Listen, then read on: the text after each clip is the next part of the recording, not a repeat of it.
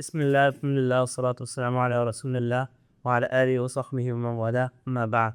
Inshallah ta'ala, the first thing that I'm going to do with you right now is explain to you how to start an introduction in your Al-Maghrib class. So it's called the UPPOPPR introduction. So I want you to write down in the notes UPPOPPR, which is spelled UPPOPPR.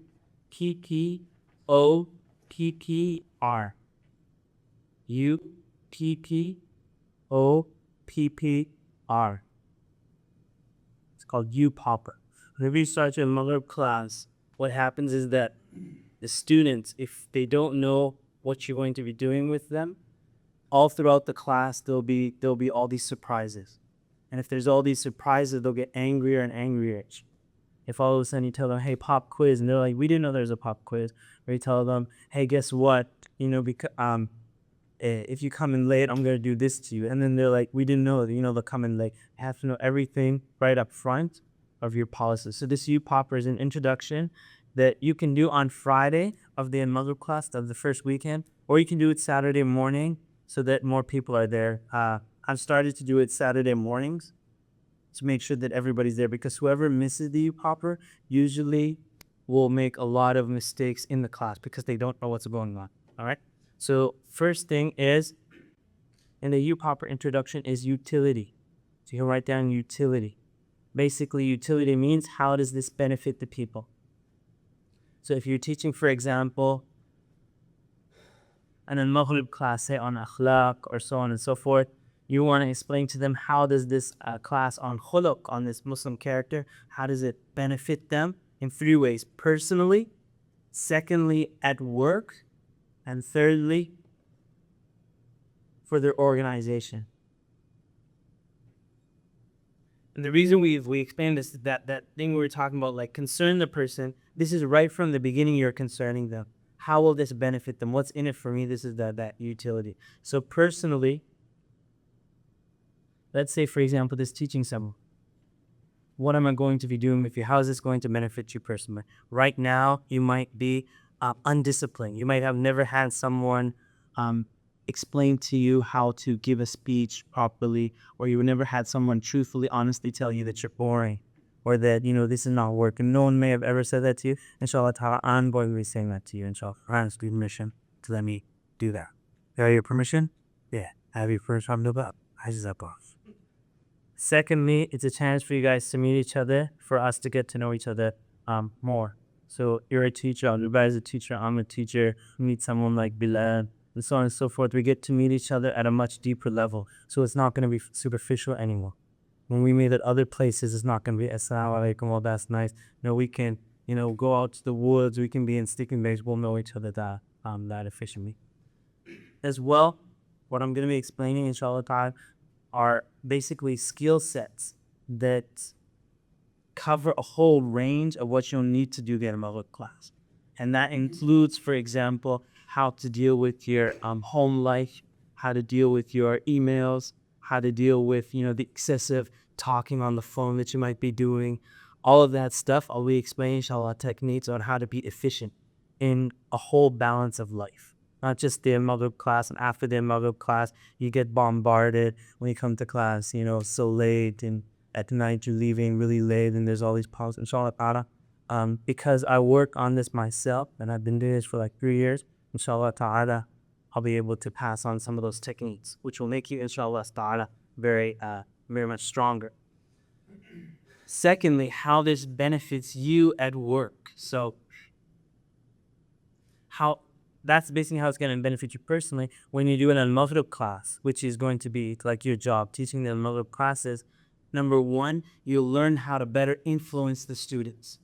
So back in the day, someone may have had a 15% halaqah and lost control. With what I'm going to teach, inshallah, you can have 300, 500, 5,000 students, and you'll still be in control. In more control than the person who has a 10% halaqah, inshallah ta'ala. You'll learn how to influence them. You'll also learn how to work as an ummah, how to work in organization. Because a lot of people, when they go out in their dawah, it's very easy for someone to say, I'm just going to start my own masjid. I'm going to start my own organization. But everybody does that because nobody has people skills. Everybody just does their own thing, their own thing, their own thing. We have all the like 1,000 different organizations because no one has any brother. And so inshallah ta'ala, you'll learn techniques on how you can work in that organization, how to manage with other people so that the benefit that you have is not just limited to one person. You learn inshallah ta'ala to multiply the benefit to multiple people through your management skills. And inshallah, I'm going to be explaining that, inshallah. Thirdly, how it also benefits you is at work. When you're at work, a lot of times people might teach you work skills, but they don't teach you like internal skills. Internal skills like how to clear your mind, how to clear your your blood system, your health, and so on and so forth, your spiritual heart. These kind of things I'm going to be explaining as well, because if, for example, let's say in your mind, if you have 100 phone calls waiting for you and you're doing another class, you're not going to be focused on the class. Everybody's going to know. You're going to be running out. You're going to be telling students, oh, I can't answer your question. I have to talk on the phone. Or, for example, if you haven't cleaned out your system and you need coffee, for example, to stay awake in the middle of class, these classes are so, they demand so much from you physically that it will either make you stronger or it will break you down. So after the class, you will be more energetic, or you will be slammed on the bed, just knocked out for the next 3 days. It will be one of the two. So inshallah ta'ala, I'm going to explain to you how to do that. Clear out your mind, clear out your blood system, and also clear out your heart. Because a lot of people, when they do these dawah activities, for example, they might not like to go out in public and tell people that they're an imam or that they're knowledgeable, because they have a conflict in their lives. They usually lead a double life, and that's why they don't want anybody to know that they have knowledge of Islam, because of the fact that if people found out that they knew knowledge of Islam and then they realized what kind of life this person lives at home or behind the scenes, they would realize that there's two different lives there. So in order to make themselves feel good, all these people who have Islamic degrees or so on, they never tell anybody, just to feel good about the life that they might be living away from Allah subhanahu. And so I'm going to make you, inshallah ta'ala, give you some techniques on how to be truthful with yourself so that you don't have that problem. And it'll be easy, inshallah ta'ala, to get that message out. Anyhow, number 2, the P in the UPPOPPR. The second one is the product, or the big picture. What's the main goal? The main goal for us here today, inshallah ta'ala, is to, like you can say, synergy. Like to take the skills of each of us and to build on each other's skills. So you have skills, I have skills, we've learned things. You don't have to go through 3 years of what I went through. Inshallah ta'ala, you'll be able to, with what you already know, I'll give you techniques, and inshallah ta'ala, you'll immediately get stronger. And you won't have to go through this whole process, inshallah ta'ala, of trying to read all these books and trying to figure it out as you go along. I'll tell you immediately what you have to do. This is actually an analogy they give of, let's say if you're ever playing with your kid brother or something on a Nintendo game or a PlayStation game, and when you're playing with them, your younger brother, even though he's like, you could beat him in math or you can beat him in anything else, your young brother in this game, he destroys him. So you're thinking that if I play harder, I'll beat him, but you never beat him. Why? Because he's played the game 1,000 times. He's played the game 1,000 times, and he knows that when he walks around this corner, there's going to be some bad guy that he has to shoot up. And you don't know that. You walk around the corner and you wait to find the bad guy, and then you get shot by that time. So you can say he's a master of the game. He already knows. So what I'm going to be telling you, inshallah, is like 3 years of experience with al-Maghrib. I already know what's going to come up. I already know when you make a decision to, for example, go out for dinner at night with the brothers after a class, I already know what it's going to do to you the next day because I've been through that. Trial and error. Now, I could either leave you to make the same mistakes, or I can explain to you what's going to happen to you so that you don't have to make the same mistakes, inshallah ta'ala. And that's what the wise believer does, is that he learns from the lessons of other people. How are we going to do things today, inshallah ta'ala?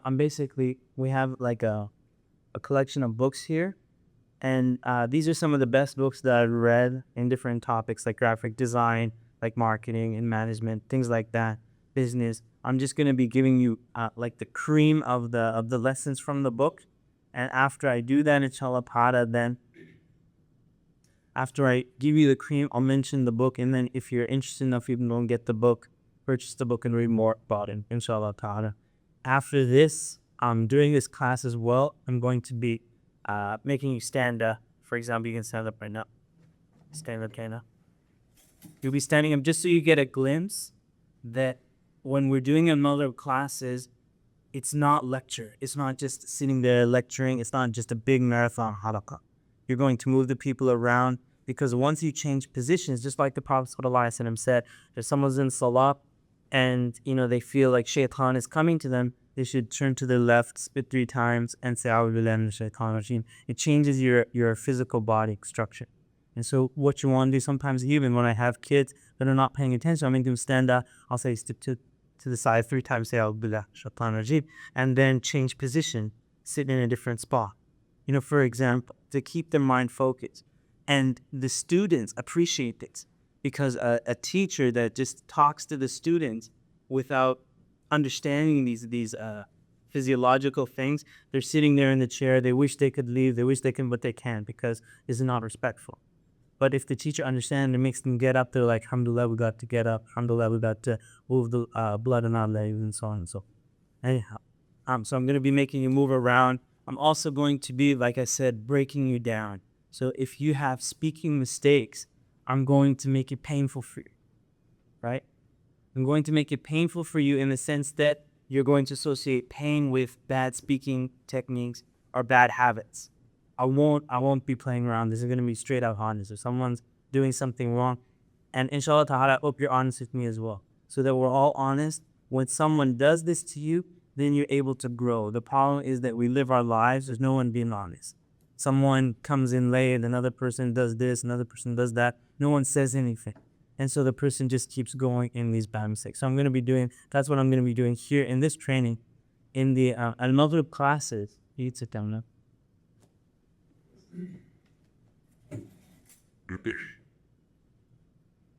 In the Al-Maghrib classes, some of the things that I do with the students to get their mind, not just like taking notes.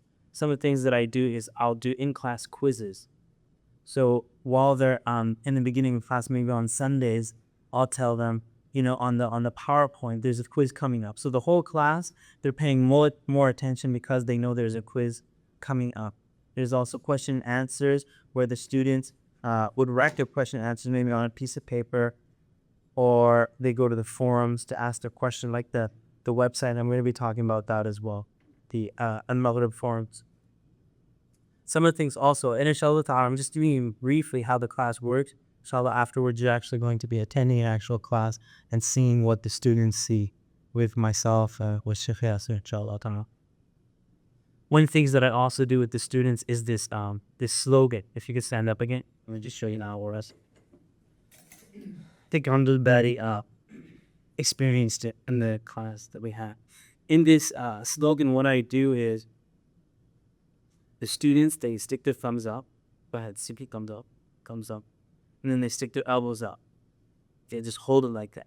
The reason we do this is that in a class, I've noticed that when someone is not understanding what I'm saying, they're usually sitting there with a frown, right? Like this. With a frown, they're mad, they're looking like that. And when they finally get the message, this big smile comes on their face. So I tell the students, you need to exaggerate the smile. Exaggerate it so that you can soak in the lesson that you just got.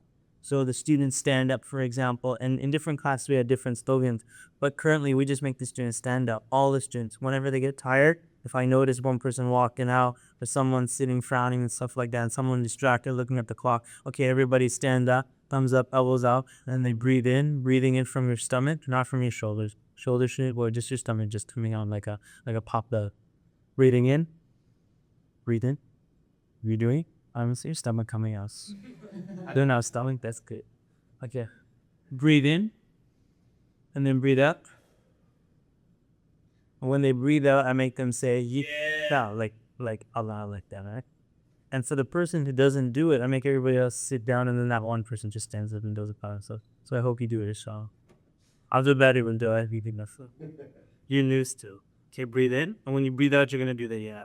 Okay, breathe in. Breathe out. Yeah! Shake your arms when you do it. Shake your arms, get your shoulders out like that, all right? Breathe in. Breathe out. Yeah! Do it again. Breathe in. Breathe out. Yeah! Breathe in. Breathe out. Yeah! Breathe in. Breathe out. Yeah! Come back, have a seat. Fuck, you do it yourself now. Yeah? Yeah, by yourself. Loudly.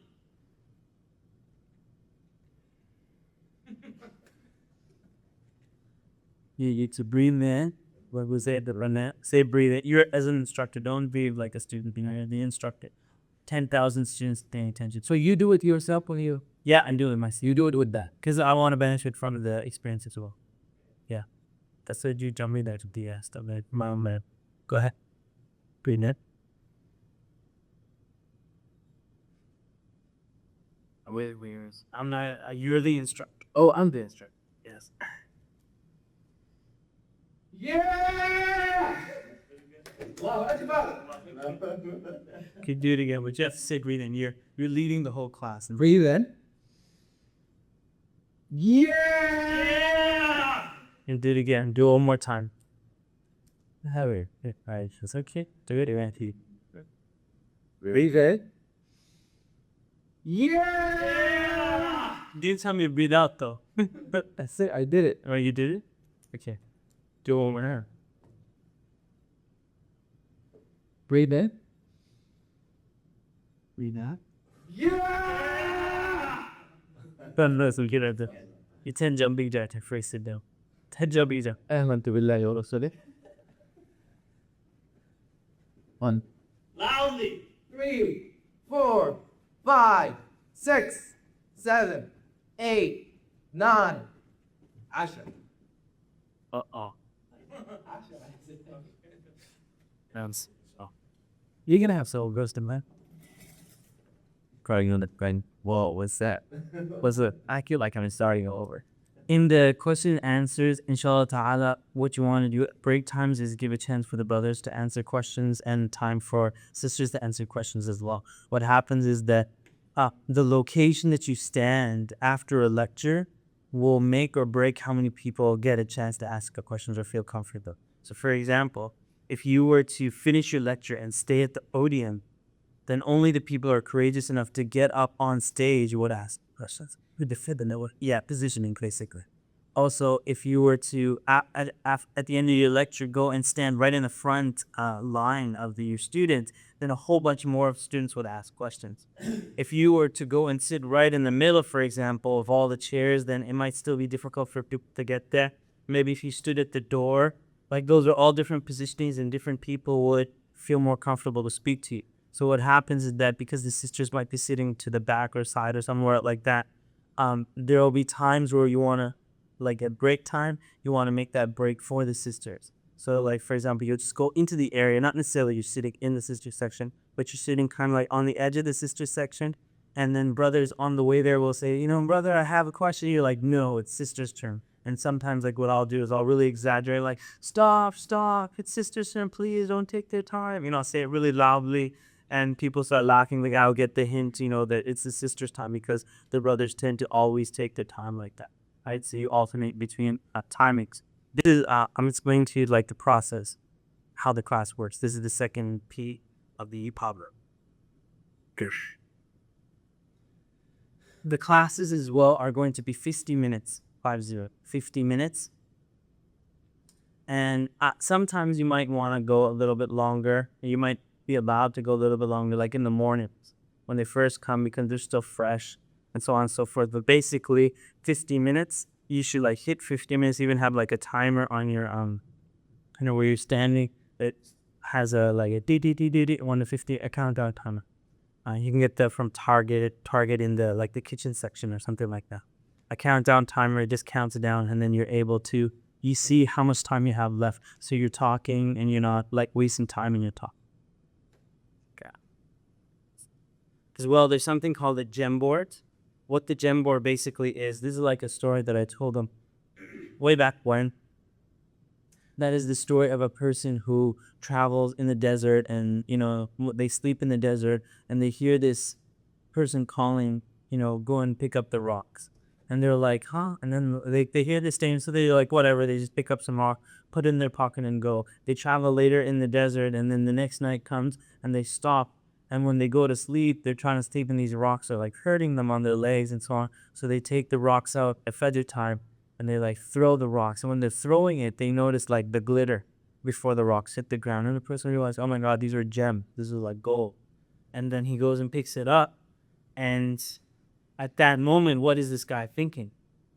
He's thinking, I wish I had picked up more rocks way back when someone told me and I didn't understand how precious these were, right? This is the kind of the idea we want for their mother class. A lot of times in halakas, there's so much gems and gold is being said, but people don't take advantage of it. And in the mother class, you'll be saying so many beneficial things that you want the students to just grasp those special moments. And not everybody grasps the same. So this gem board is basically just a poster board that we bring in the class, one for the brothers, one for the sisters. And every day we make them like write something that they learned from me for the day. So they write it down on the gem board. Like today I learned, such and such, just 1 point per day so that they benefit from it. Inshallah. If you want to take more, that would be good. Yes. You're going to be tested on this. Even when I'm talking, I'm going to say, what's a gem board? And if you see people in class not taking notes, you know that they're setting themselves up to get a bad mark on the exam. For example, they're not, I know you're paying attention, but you're also going to be forgetting what I'm going to say because I'm going to say so much, right? So the purpose of the Maghrib class is it being 6 days as well.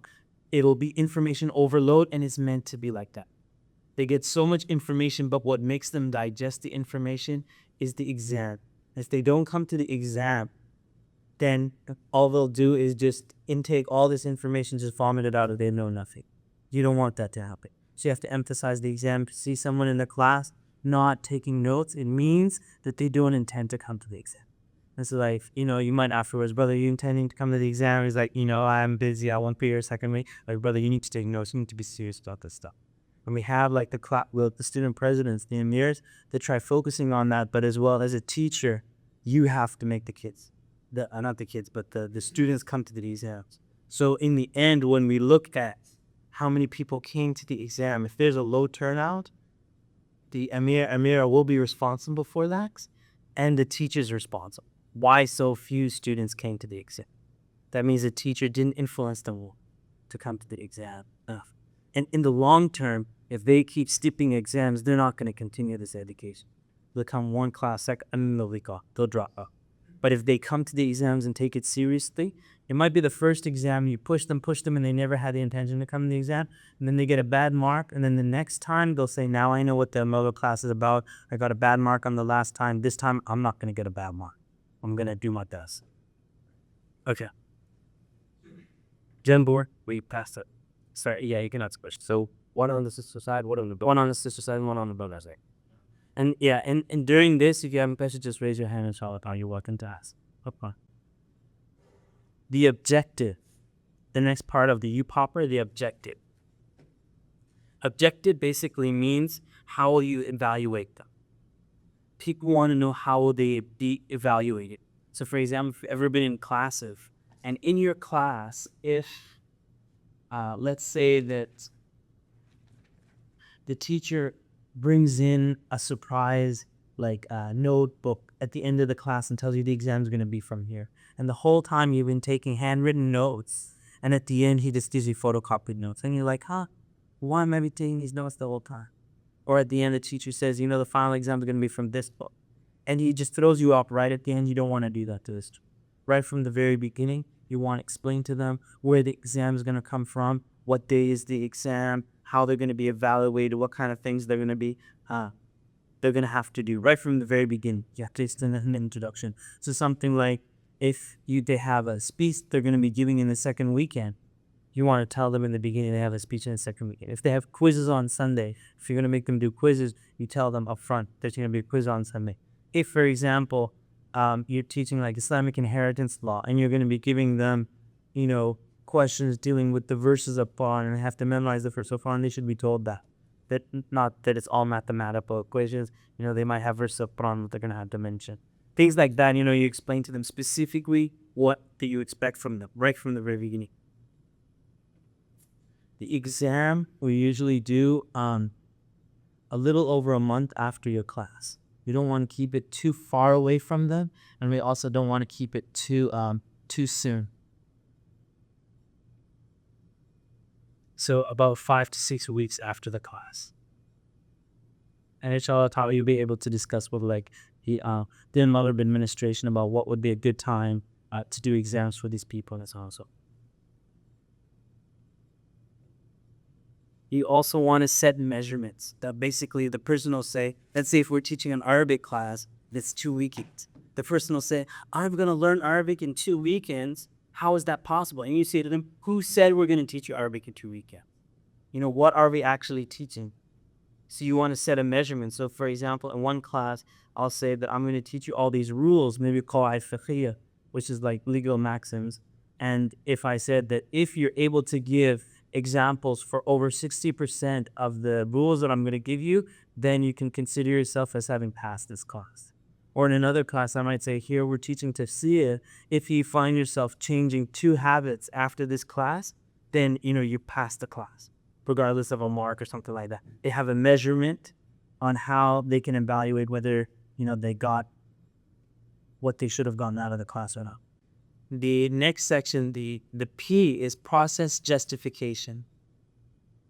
Process justification of the UPPOPPR, like UPPOPP, we're at the P now, which is process justification. Is where did you get your information from? So let's say, for example, Abdul Bari is going to be teaching the purification of fiqh of tahara and salah. Now, can we go back to that book? So, and the objective, you just basically tell them, you don't tell them the objective of the course, we just tell them, what the testing is going to be, how they're going to be evaluated. Yeah, how they're going to be evaluated. So that's how, how they... You can say the objective as well, the measurement. Even all of that stuff is like UK's. Like, what's the objective? What's the purpose of what? At the end of this course, this is where you're going to be. Yeah, this is how we're going to evaluate you. This is what the measurement is. This is, what's expected for. Not only everything is the technical points and all. Yeah. The next section, the process justification, which is what are your sources. So Abdul Bari, for example, if he's teaching the fiqh of tahara, I know the first thing someone's going to ask him is, what manhaj do you follow? That'll be the first thing they're going to ask. And then you're going to say, I don't follow anyone. I follow Shibba, I follow Quran and Sunnah. You're immediately going to lose like half the people right there, for example. Or if you said, I follow the Shafi'i madhab, they're like, are you authorized to speak about the Shafi'i madhab or not? So all of those questions that pop into the head before anybody ever asks it, process justification. He's explaining where he got this from, why is he authorized to speak about this stuff. And so, for example, he'll start naming out the books that he used, naming out the classes that he took in this regard, maybe even mentioning, this was when I caught Usul al-Fiqh, I'll say in the University of Medina, this was my favorite class. Or for example, in Masjid Nabawi, I used to attend the halaqah with Sheikh so-and-so, I got ijazah in Usul al-Fiqh. Or, you know what I mean? Like he's explaining, justifying how is it that you're able to now speak about this class. And a lot of like speakers, for example, they'll be Abdullah Joe, and they come on stage and they're like, I'm going to tell you about Shafi'i madhab. You're like, who are you to give us fatwas like this? They have no justification to speak. Or someone comes on our forum, their name is like Abu, right? And they start answering fatwas. And they're like, who said I can't answer fatwas? Because you're majhoor. Because nobody knows who you are. And just the fact that you're a majhoor means that there's no process justification. You want to justify it for them. And inshallah ta'ala, with time, once the students start getting to know you, it'll become easier. But you'll still be explaining where you got the information from. Okay. The next P is proof of ability. Proof of ability is basically showing the people that what you're going to teach them actually works. What you're going to teach them actually works. So for example, if there's a fiqh dawah class, the class about, guiding to Allah by the book,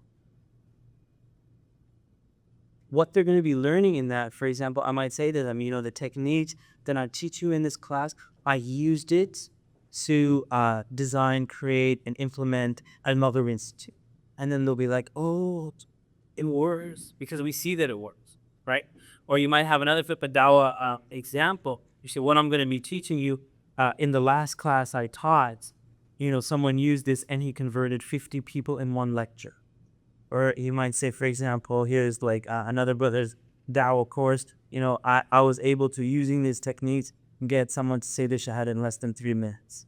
And just showing specifically names, days, how it does, that it works. And so when the people get excited about that, it's not just some guy talking about, you'll make $1 million and this guy is a hermit living in a shack. You'll be like, you should be the first one to, if it's that these techniques don't work on you, then why will it work on us? The last part of the UPPOPPR is review. You always want to do that as much as you can. Put review into what you're saying. If you put review, that's like the icing on the cake. That's like the cherry on top. Because I've taught you basically now for about 50 minutes, and I'm pretty sure you've already forgotten like maybe 60-70% of what I said.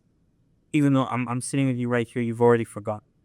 But if I was to go back and start saying, remember when we said the UPPOPPR was the utility, and that was the how will the people benefit from this? And we talked about how it will benefit you personally, at work and organization. And we had the big picture of what we're going to be doing is synergy, benefiting from each other. Then I explained to you the process of how I'm going to do this, such as making you up and do wild and crazy things and breaking it down and so on and so forth. Then I explained the objective. What's the objective of this? The objective, for example, in this teacher training is to get you at a higher level to be able to do explain. I'm going to be quizzing you, and you're going to have, for example, some speeches that you're going to have to be doing. You're going to have to do jumping jacks and push-ups. And if you don't listen to me, I'm just going to go like that. I'm going to keep doing that, inshallah, to become very strong. You're able to do it to others. Process justification. Where did I get this from? I taught this for the last 3 years. I built Al-Maghrib up to what it is now. So alhamdulillah, this worked for me, and inshallah ta'ala it'll work for you. Proof of ability, I said already. Process justification, proof of ability. And then review. That's what I did. The review. And then in conclusion, you might make a dua to Allah subhanahu wa ta'ala. Remind the people that this is, sacred knowledge. And you might make a dua, or you might encourage them to never forget that, they're students of knowledge. They're following the path of the scholars that came before, and they need to, put their mind focus on this. Allah ta'ala. That was the UPPOPPR introduction. Sometimes it might take you about an hour to do that in class. You don't want it to go too long. It's possible to keep talking about the introduction, and then, in my experience, the students will be like, shut up already. We heard the introduction. Like, it often, people complain about the introduction. It needs to be long, but that's fine because you're going to be with these students for like 6 days, right?